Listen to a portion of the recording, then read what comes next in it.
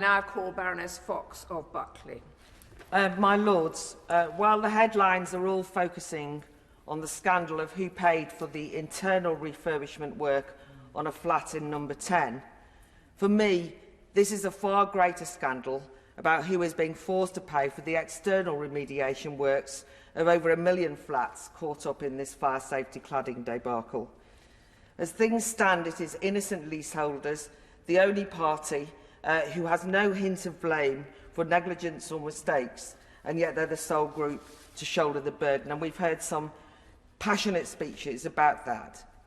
Why are we back here, or why am I back here? I just need some reassurances from the government. They say this is not a legislative matter and this is not the legislation. So what are they going to do? Many of us united here who usually would disagree. I mean, my goodness, myself and the noble Lord Adonis on the same side, whatever is the matter. But we're here in good faith. This is not Tory bashing. This is not a cheap dig at rich developers or landowners. It's a warning to the government for me, because it reminds me of the convictions of the 39 postmasters, now cleared, but after the tragedy of what befell them because no one would listen. And it also feels to me like a betrayal of all those promises made to the Red Wall voters, that this government cares about the aspirations of ordinary people. It seems to me to make a mockery of parliamentary priorities, and I genuinely don't understand what is the point of us being here and debating levelling up when many leaseholders concerned bought their flats or houses as part of affordable housing schemes. They're frontline workers who've been thrown to the wolves.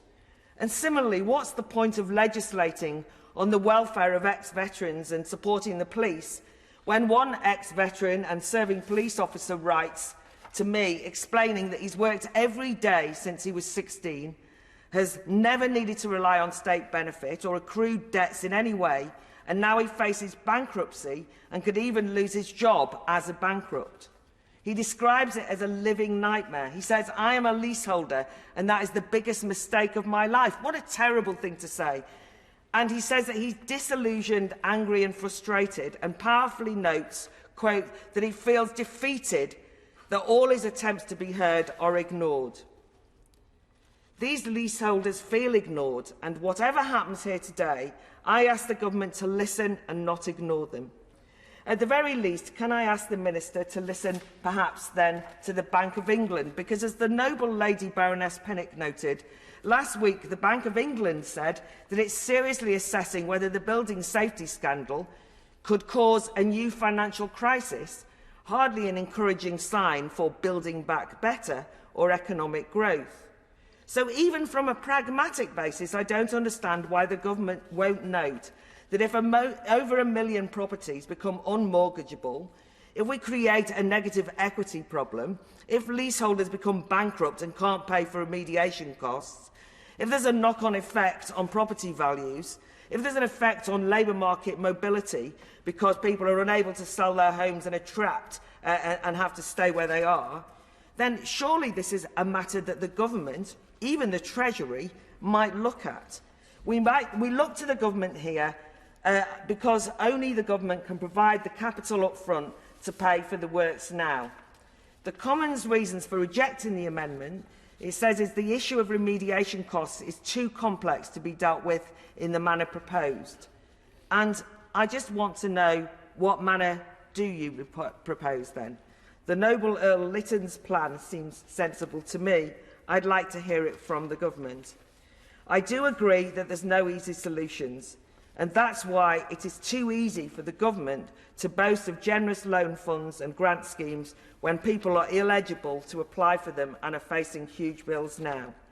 And although it's tempting, and I still think it would be too easy to blame developers or whatever, and that's not my intention. I just don't want the blameless to pay. It's also too easy to use the Grenfell tragedy to imply that those of us supporting the leaseholders or going behind these amendments are cavalier in any way about fire safety standards, and as a leaseholder, I assure you I'm not cavalier about my own safety.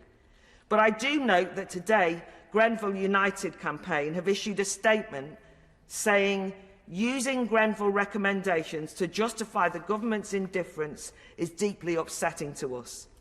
And they say, as the victims of the Grenfell fire, that they stand in solidarity with innocent leaseholders. So I know that this bill is full of good intentions, but it does create liabilities for leaseholders without giving them any means of redress. And I just think it betrays, more broadly, any commitment to a meritocratic society. And I just appeal to the government to listen.